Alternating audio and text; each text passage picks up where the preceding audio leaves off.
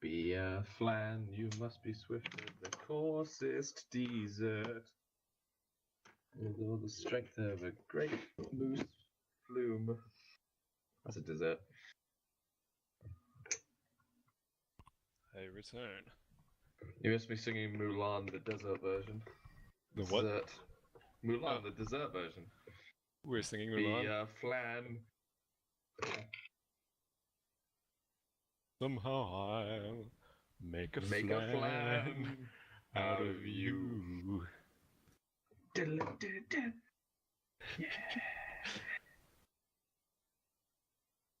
Oh wait, are we live right now? Oh yeah, probably. That's how these work. Are we? Can I you don't know. hear us? Forrest, can you Who are hear you us? asking? I need the opinion of an audience member. I don't know if you can hear me right now. Can you hear me? I can hear you. They're not giving a response. I don't know what that means. Well, maybe they can and they're just not saying anything. Oh, they can hear us. There's just like a 5-second delay. Oh, okay, that's out awkward. there, the Flan musical. I guess are we going with the vocal exercise plan? I think we should go with the let's do an intro to this podcast plan. Oh, that works too. If we I are guess. indeed. Well, I mean, it's not like we're gonna not go live now. So yeah, I guess we're live. Oh. Hello. What sauce? Hello, everybody, and welcome to the HollowWorld podcast special edition. First of the year. It is the Valentines Day Special. 3 days late because we're fashionable, and I'm joined here with Lannis. It's purely coincidence that we two are doing the Valentine's special. Absolutely. There's no subtext going on there. I drew your name out of a hat. Yeah. Full of the name Lannis. Love you too, babe. Yeah, of course. The idea of a podcast special is that we just get to lounge around and be silly. You're not going to hear any server news. You're going to hear server stuff, because that's what the fanfics today are based on. Yay! And for anyone who has been living under a rock, yes, we're reading out fanfics for this special podcast. Aren't we, Lannis? Yes, we are. That's not professional. But this podcast isn't professional. Also, rated M for yeah, no. Maybe. Maybe. Yeah, it's just rate. Just gonna rate every special podcast from now on as M. Yeah, that's a good call. So, what are we gonna do? What exercises, or should we just dive right into it? Well, let's see. I think I am ready, my dear friend Ghosty. Well, that's because you've had stage performances. That's true. Do you need a moment to compose yourself? I really don't. Okay. After that amazing intro. Yeah, it was fantastic. All right, we have 3 fanfics to read. If you could call Forest's a fanfic, yeah, getting a dig off at Forest straight away, right off the bat. And then if we roar through those, we have a special fanfic lined up just for you people. Was that a quiet laugh to yourself? Yes, it was, Ghosty. Yes, it was. You just do a little giggle. Oh boy. Go on, get the fanfic up. We're going to start with Cyber Chaoses. Alrighty. Would you like to begin, or shall I? Oh, also, I don't know if we'll do this at a later stage of the podcast, but me and Lannis, we love doing a certain thing, and that is going around the server and narrating people's RP. Don't tell them our secrets, they aren't supposed to know. They know. No. They definitely know, because we're standing in the open. We're not even vanished. We're just right there. Have you been doing it wrong all these years? Oh yeah, and it's hilarious. Oh, that's fair. Okay, yeah. Anyway. Yeah, so we like to narrate, and when we narrate, we put on only the finest of voices. Isn't that right? Lannis, corroborate here. What? Oh yeah, totally. That yeah, definitely. There you go. Whatever he said is the right thing. Yeah, at least the server can sleep easy knowing that we're not vanished when we're stalking people. Oh, you're terrible at this, Ghosty. I don't even know why you. I'm actually awful at this. I don't know why I'm the host. Probably because of that coup I staged a while ago. I was talking about nobody's challenged me. the RP narration. No, I'm definitely talking about the podcast. Yeah, okay. Anyway. Yeah, anyway. First You want to move part. move on to Cyber Chaos's thing? It's on a Google Doc, right? Our first fan fiction is indeed from Cyber Chaos. Are you ready, Ghosty? Do you want me to start us off? If you would like to. Alright. This is already ridiculous. We should really be. Never mind. No. Azure sighed as he looked down at the pile of papers he had gathered on his desk. His hand rubbed against one of his temples before pressing against his head in an attempt to alleviate the pain. Gods, so many issues coming up now, and of course, everyone wants to talk to me. Roy wants to show me some new weapon he designed. He probably prattled on for hours, either talking about why it's effective, lecture me on smithing, or start talking about his tribe again. He's a good man, but he really needs to learn when to stop talking. He'd throw a small smirk at the other person in the room, currently reading through a book, who would look up with a grin of his own. Yeah, his heart's in the right place, but not much of a talker unless it's about smithing or his tribe. The man, Jaden, would simply let out a sigh before going back to reading, though he'd continue talking. But hey, that's what you get for marrying a woman running a town. Ooh. Asking for even more trouble when you two decided to help set up Argot. Meaning now it's one person's problem, entirely running this place. He gestured around the swamp town, the sound of hammers ringing twice through the streets, causing Azure to frown. Yeah, doesn't help. Akasha still isn't ready to run this place yet. She keeps going off to Smith with Roy. You know, sometimes I think she has some sort of other interest with him. Oh my. Jaden would blink as he closed his book and looked at Azure. I'm not too sure about that.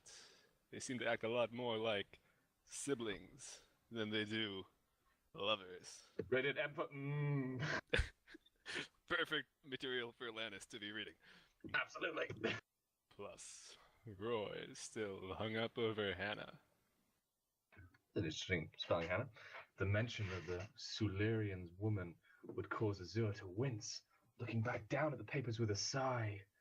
Yeah, I know. Though I'm glad he's slowly gotten over it.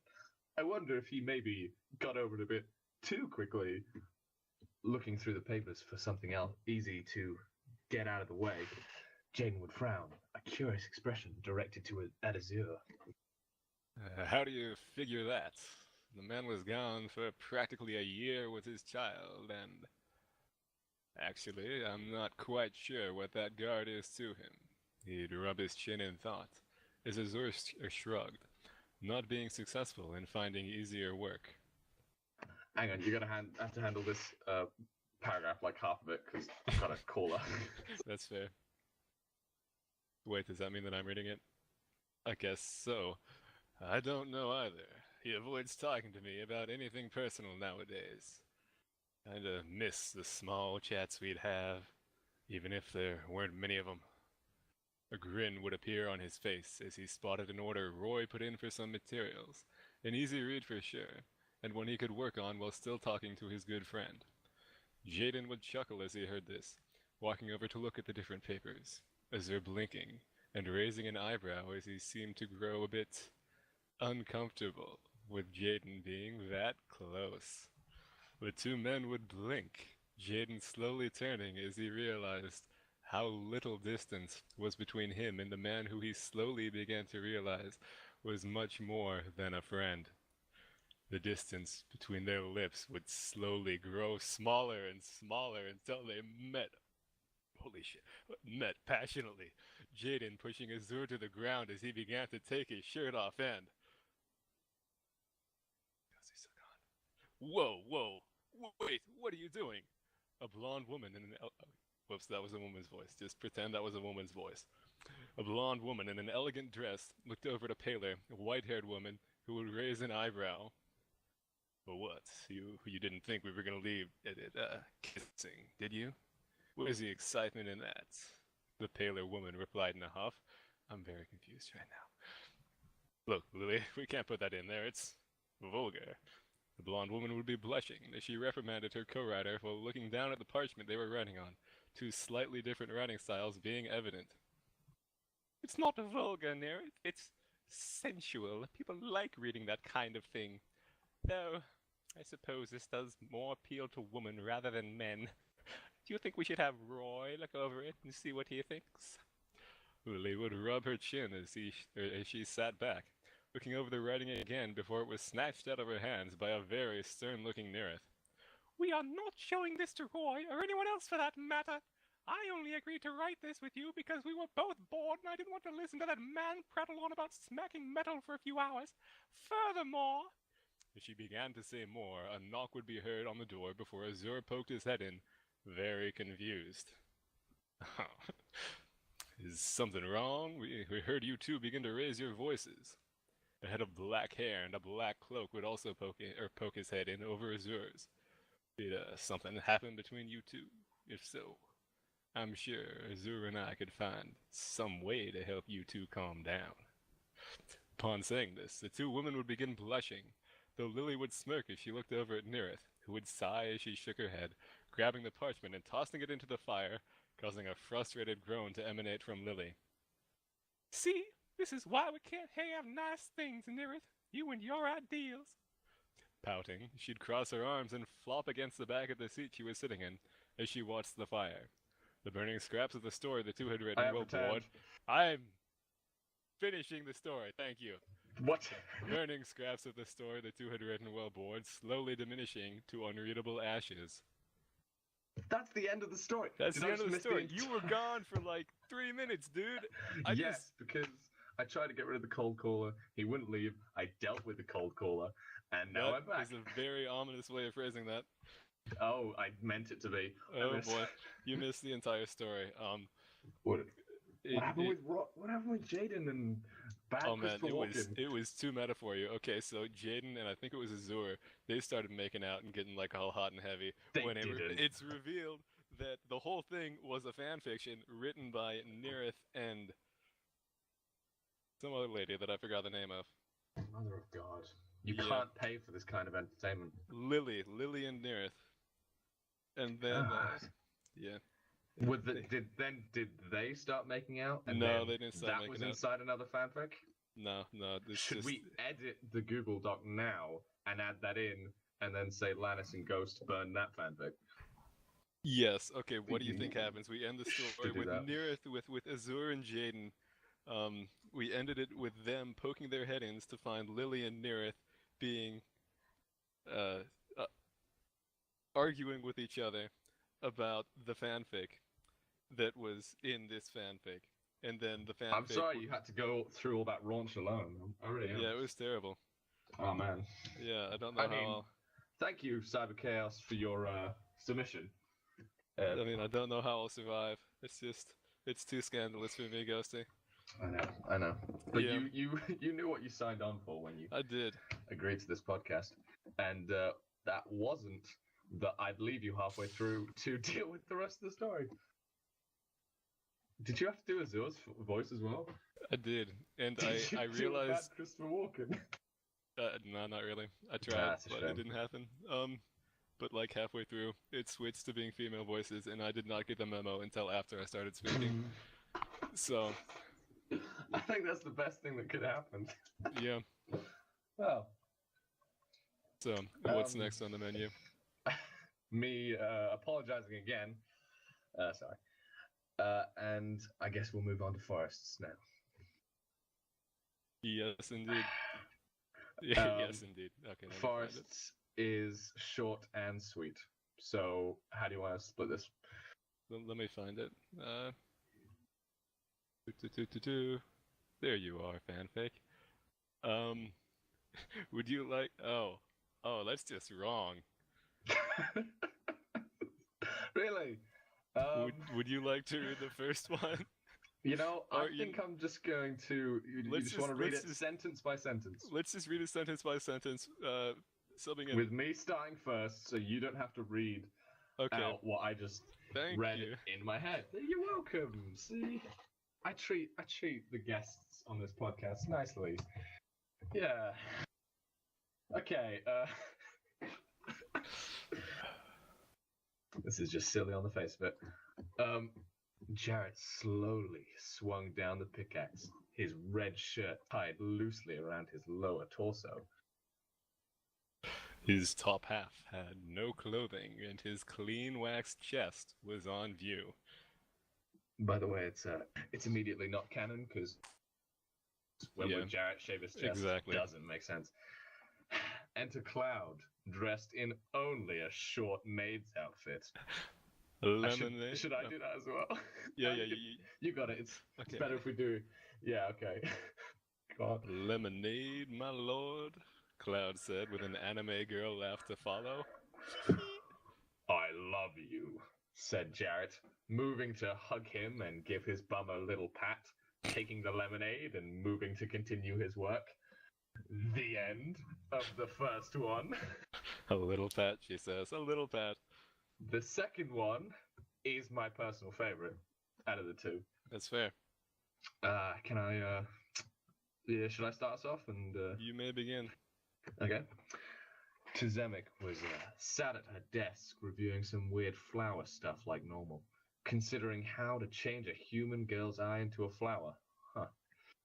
Enter Nylari in the nudes, spelled with a 0, resting a hand on her shoulder. Tzemek jumps, and a blue wisp forms from her hands. She kills Nylari. Oops. Oops. The end.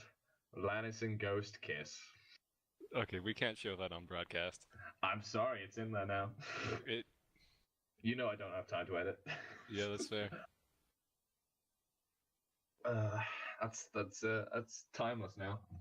Yeah. I'm gonna put that onto the forums. Anybody can view it. I guess it's canon. Yeah, yes, it's canon. You mean like how Cloud wearing a short maid's outfit is canon? I mean, if there's art of it, it technically exists. Forest. Is there art of it? I think there's about to be. I think there's art of Cloud in a dress. That's as bad as it's got. There's probably art of Cloud in a dress. Should we move on? I suppose we should move on. Swiftly. Okay, should we say who this is by? Or should no, we credit... I think we should just read it. Alright, I'll begin. Just instead of crediting a certain person. No. We'll just... This is by mystery man or woman. No, I'll tell you what I'll do. I'm going to read it exactly as it appears in the convo. Credit this to Reigen and not me, if at all possible. If not, please don't credit me. Deester, 2016. As the sun had begun to set in an undisclosed location, Daisy Ravenwood had prepared a special loaf of bread and was ready to set it in the oven when she heard a window break. Did you put an F on that prepared? What? I need to address that. I thought you said Daisy Ravenwood had prepared it. Prepared it, a special loaf of bread, and was ready to set it in the oven. When she heard a window breaketh in a room adjacent to the kitchen, she quickly grabbed her bow off the counter, knocking an arrow easily with the practice of 100 Wolfpack Hunters Guild members. She pressed her back to the wall beside the hall that led a room over, listening intently. She easily recognized the voice of the Anold King, Peter, as he cussed, spewing his wet saliva around the room. Oh my. I couldn't do it, it's in italics. You have to do it. Daisy looked in with her elven eyes and saw that he had cut his arm on the glass, a bleeding crimson staining her lush carpet. Seeing it ruined by such a flare of red enraged Daisy, like a shark, really. So watch out! She drew her bow and launched an arrow at Peter. As it penetrated his weak flesh, he let out a loud moan of pain as it sunk deep into him. Daisy rushed forward, until an intimate distance was all that kept them apart, and she began to pull the arrow from him. Peter whimpered. No! Oh, keep it in. Daisy nodded and thrust the shaft back in as fast as she'd taken it out, causing Peter to quiver in her arms. It's a bow pun. Yeah, it was pretty great. It's a bow pun. His eyes watered, but not nearly as wet as his gash. He brought a bloodied hand to touch her mouth, but she quickly drew away, the iron a palpable taste on her tongue. He licked her lips clean, muttering. Now, hold on.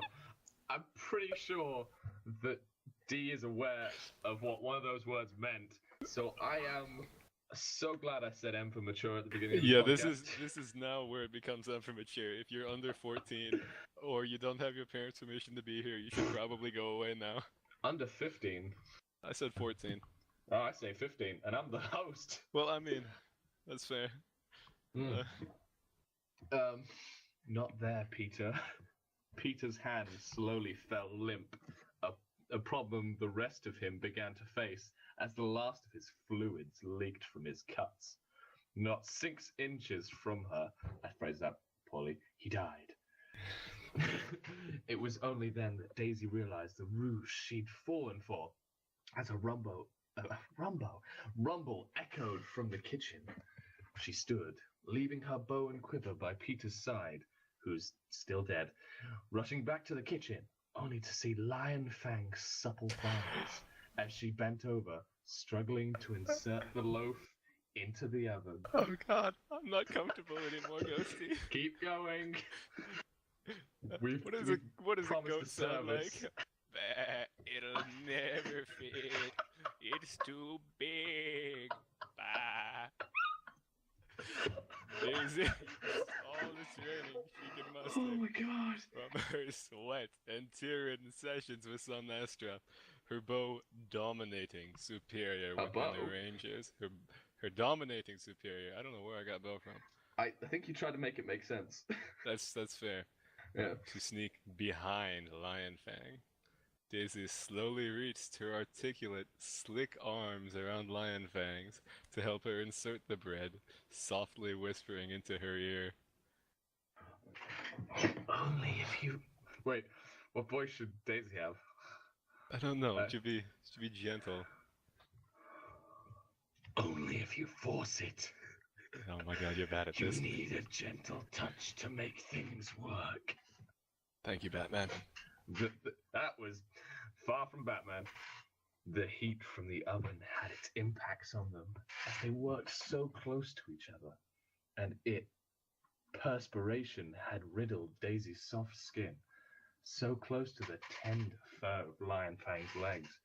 Daisy bit her lip in the face of the heat, unsure how much longer the two of them could last, as a drip of sweat left her brow and fell to the oven's entrance. Steam leapt off, simmering into Lion Fang's youthful eyes. Her reaction is what led Daisy to the realization that she shouldn't consider doing this with someone so young. How would the others react? No! Before Daisy could finish the thought, she and Lion Fang both yelped with glee as they finally curved the loaf into the oven. Lion Fang knew the toll she had taken on Daisy, and moved to wipe cold sweat from her brow, gingerly and deliberately. The loaf gets bigger. That's Daisy. Oh, whoops. The loaf gets bigger. It expands. Daisy said That's small worriedly. Batman. Yeah. I don't know if I'm ready. Lion Fang whimpered, the words dripping from her watered mouth, ready to take the loaf by itself.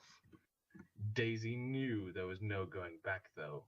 They had stuck it in and couldn't take that back. By the way, I'm just going to keep going till the last line because... I want the last line. I know. Yeah. I won't let you go through that alone. Yeah.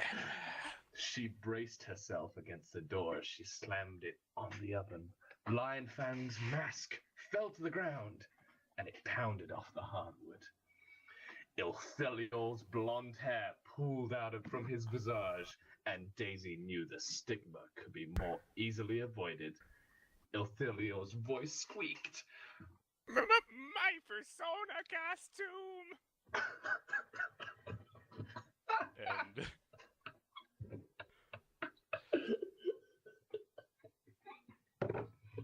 that, ladies and gentlemen, is the apparent lady killer of the server, Ilthilior. Of all people. I think I need a moment, Ghosty. I think I need a moment. Everybody needs a moment. Everybody listening in, take a moment for yourself. Just lean back in your chair, realize that Ilthilior is a furry. I mean, let that sink in. They didn't really have to guess on that one. Oh no, I didn't say guess. I said realize. Oh, that's true. Let it sink in. Yep. You sink in just like that loaf of bread. Oh. Well, I'm not comfortable anymore. D managed to, that was throw in a casual mention of a few characters there. Even some Nostra. Yeah, it was a nice insertion he made there. Please, I've been scarred enough tonight without your innuendos. Speaking of Scar. No. Would you like to? Yes and no, and yes and no, and we should, because we've kept it as a surprise to the audience, so we can't just be like, we're not doing that anymore. Okay. Attention, audience, please bring yourselves to attention again. We are back from that ordeal. We're about to give you a literary classic that truly belongs in the halls of the greats. And, well, it is. It is in the halls of the greats and in our hearts. Yes. It's one of the most famous, the most infamous fanfic of the server. This is, in fact, where my one dislike came from. Reviving this thread. No, I'm not. What was the dislike for? Reviving the thread. Oh! Yeah. Who disliked it? Do you really have to guess? I'm gonna say... let's see. I'm just gonna have to say Tempe. Oh, yeah. No, almost. He just get jealous. Yeah, there are two people that would dislike it, and both have a right to do so. This is the Fire and Earth fanfic by Moochik. The setting is Altera, post the death of Queen Lemon. The houses are in chaos and fighting for control. Over the years of death, destruction, and overall carnage, only two houses stand opposing each other. House Dormus, led by the almighty warrior Skadrak Dormus, and House Aretez, led by the swift dater Aretez. For better descriptions, blah blah blah. I like to think that Moo saw this coming. I really hope. He set it up. This one's for you, Moo. We could read it with background to introduce it. It's quite thoughtful. Anyway, the town of Taradel is ablaze as the two factions are facing off. The sound of clashing steel can be heard all around. The giant trees are toppling and causing the fire to spread. Separated from their men, Data and Skardrak are found face to face, alone amongst the burning trees. You do Data, I want to do Skardrak. Okay. Why did you do it, Skardrak? Why did you kill Sed? Roared Skardrak, aiming his bow at... Roared Data, aiming his bow at Skardrak. I had to do what was best for the prospering of Dormus. I heard that, man. You've done no different, Data, yelled Skardrak across the roaring flames. He was your friend, and mine as well. All that doesn't matter in war. Even he knew that. No, Data stammered a bit and felt a little off balance, releasing the arrow he had knocked. But of course, Skardrak moved to the side, noticing the movement, and the arrow missed. Would have missed anyway. And began to run towards the ranger with his sword drawn. Data, still a bit woozy, drew his sword from his side as Skardrak came closer and began to stab at Data's hip, Data began to sink to the ground. Skardrak had already stabbed Data in the hip, and the damage was done.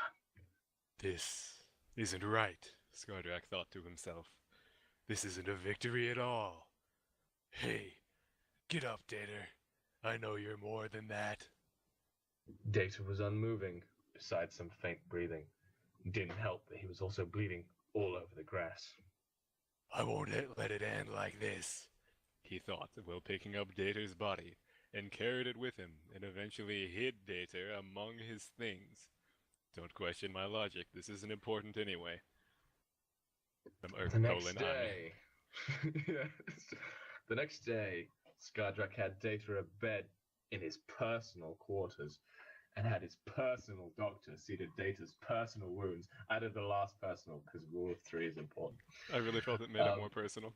I thought so, yeah.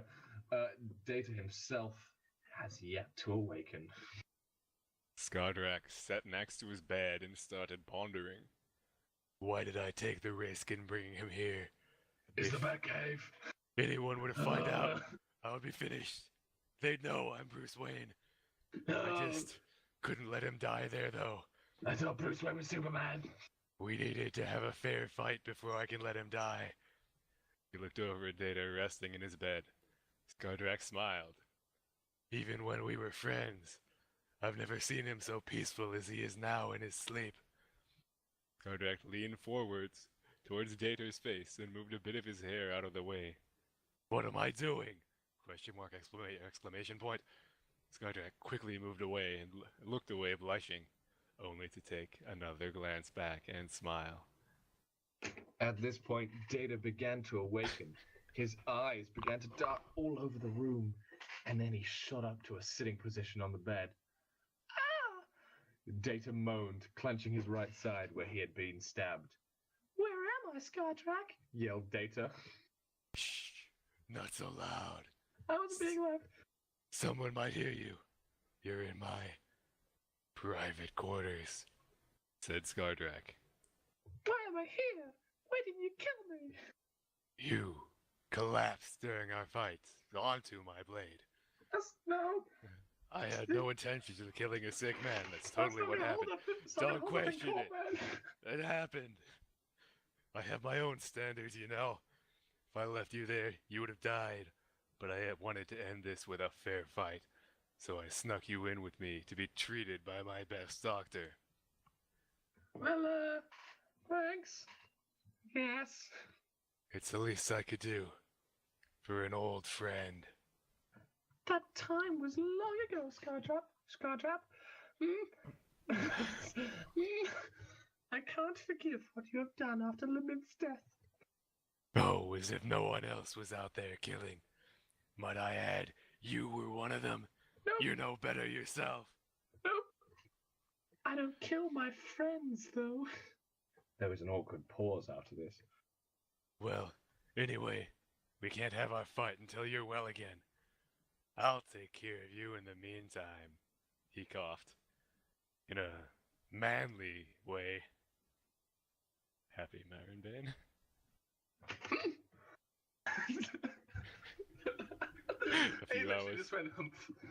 A few hours pass before the two start to talk again. Life was more simple when the Queen was still alive, said Data. I wish we could return to that time as well, said Skardrak. A time where I used to call you friend. Said was still alive. Queen Grief was dead. It was great to be alive. How did it all come to this? Just the nature of people, I guess. When one power dies, another must rise. Like the Dark Knight. I'm not the hero Altera deserves. But I am the one it needs right now. No, you don't know. No. Everyone wants their house to take advantage of this. Data smiled. You make us seem so weak when you put it that way. Maybe we are. Mind if I open a window for some air? Just be careful that no one sees you. Data raised from the best, only to cringe again from the pain. Sorry, there was a typo there, I couldn't resist. From the pain to his hip and started to topple over. Skardrak tried to catch him, but ended up falling on top of them. Ah! Cried Data yet again, from not only the pain of his hip, but also from breaking Skardrak's fall. And breaking his other And hip. then, there they were, their faces just inches from each other, their eyes looking into each other's. Data's immediately darts his eyes to the side and breaks the connection. Skardrak then gets up off Data. He coughs and says, "Sorry about that, baka." The redness of his face would be apparent if Data were looking. To Sundeskar? Sundeskar? Senpai has noticed me. I'll get the window and... Wait, no, is that Scar? No. Sorry. You skipped Yes. your line. Oh, right, yeah. Oh, don't be. It was my fault anyway for not taking it slowly. Data said, not making eye contact, with a slight blush as well. I'll get the window instead. You just lie back down in the bed. Yeah, that would be better. Data then crawled into the bed. What was that? Skardrak thought. Why do I feel so Superman! stuffy? He pushed aside the thoughts and went back to his daily duties as the head of Dormus, as normal. As the days went by, waiting for Data's wound to heal, Data and Skardrak started to become closer and closer again. This is next to or still you? Ah, damn. Then one night, Data got up from his bed. I should get away now. My wound is better, and quite frankly, I don't want to see Skardrak as I leave. It's still me? Yeah, still you. Ah, yeah. As Data walked through Skardrak's room to get to the exit, he walked past Skardrak in his own bed. He went closer to it for another look. He's so pickful.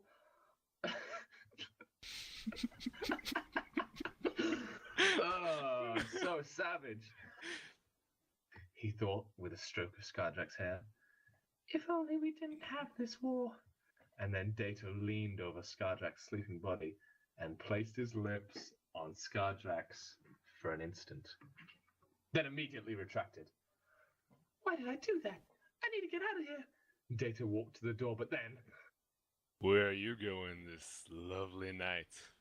Skardrak said in a somewhat seductive manner. Oh, jeez, that was seductive, Rick. Oh, jeez. Oh.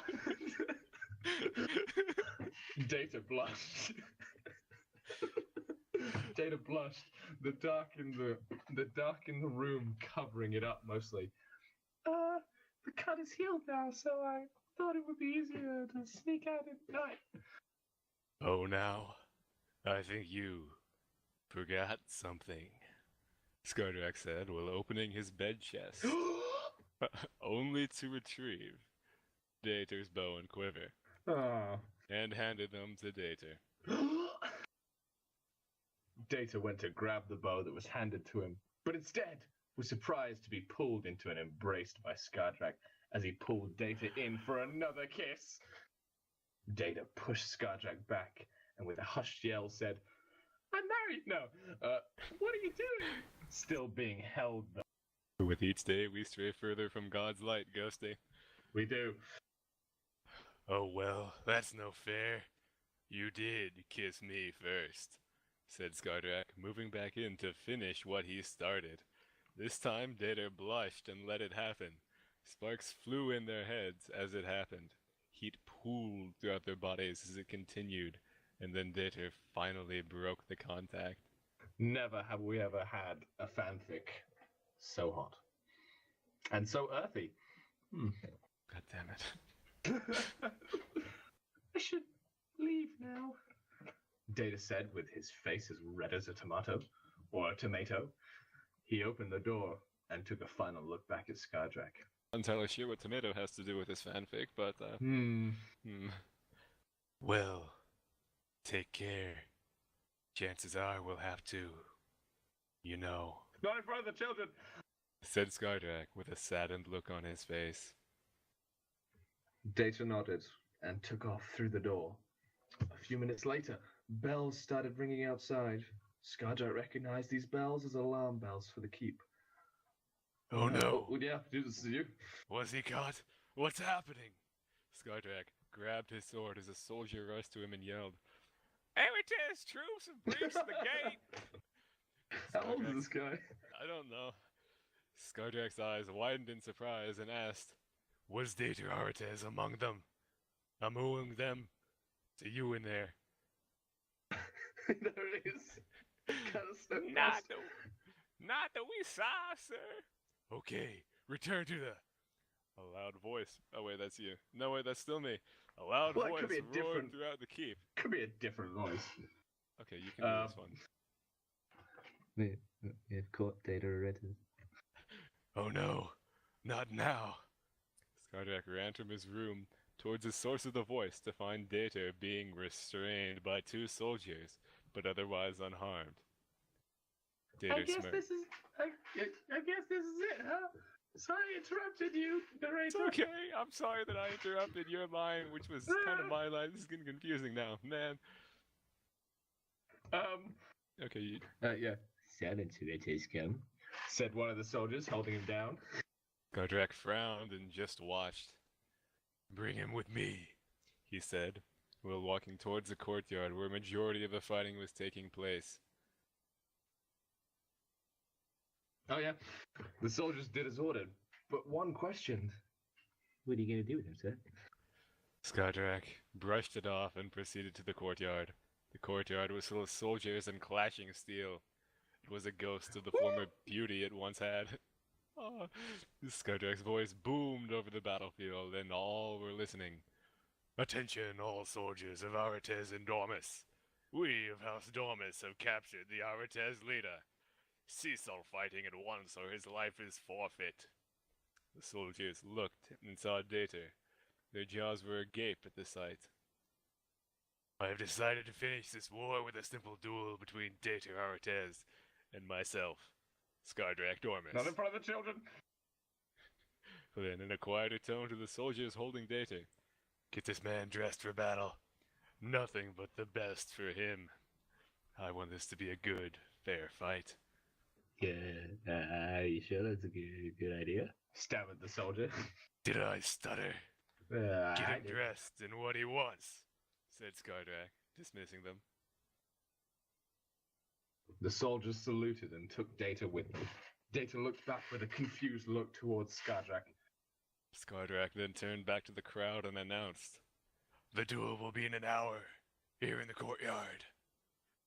He turns back into the keep as the soldiers sat there trying to process what happened. An hour later, the troops were... Sorry.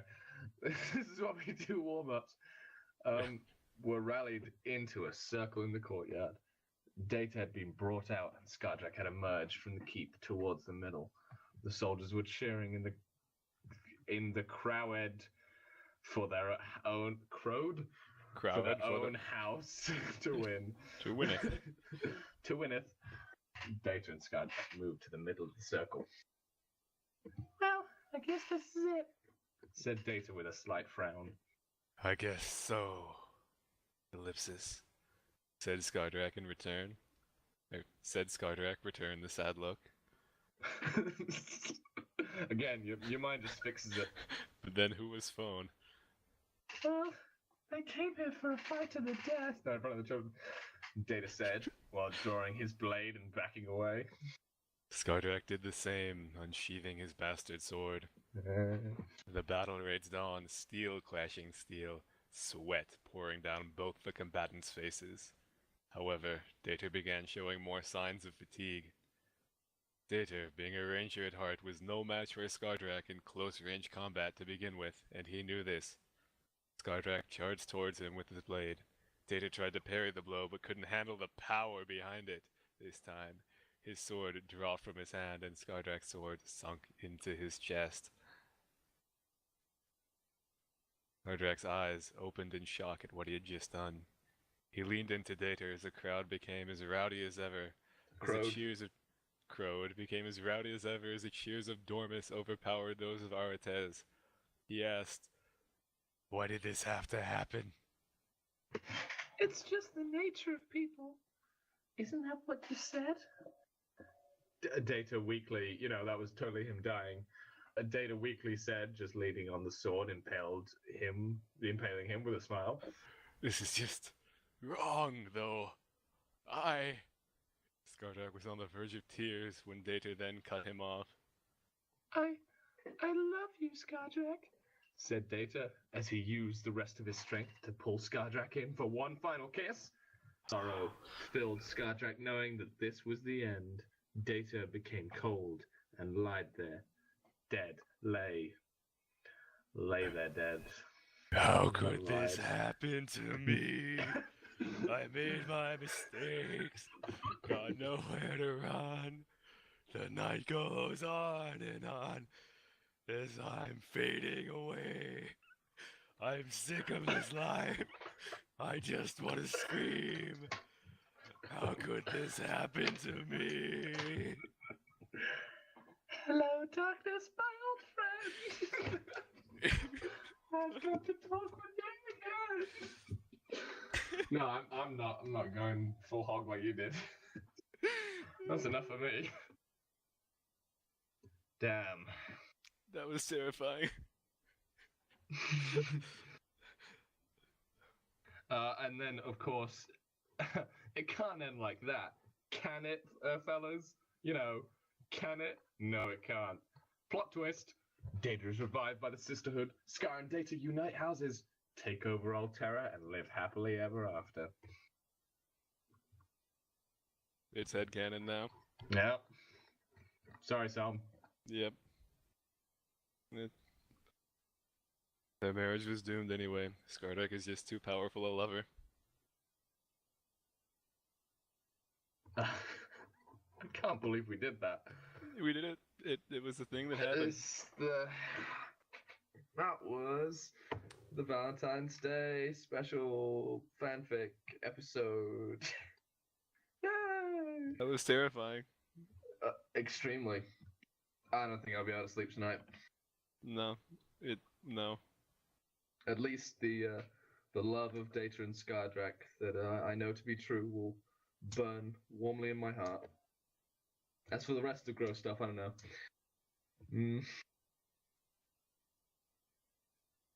Yeah, I think that does it. Thank you, Lannis, for joining us. Thank you, on this Ghosty, for podcast. having me. It was all right. truly an experience. Only you. You were the only person that I could do this with. Yeah. Literally. Well, except for D, but I don't think D's got such a majestic voice. No, Ooh. truly he is. As Gianna says, he is less manly than me. Truly, he has true. inferior vocal cords. Inferior. Yes. Good night, everybody. Good night.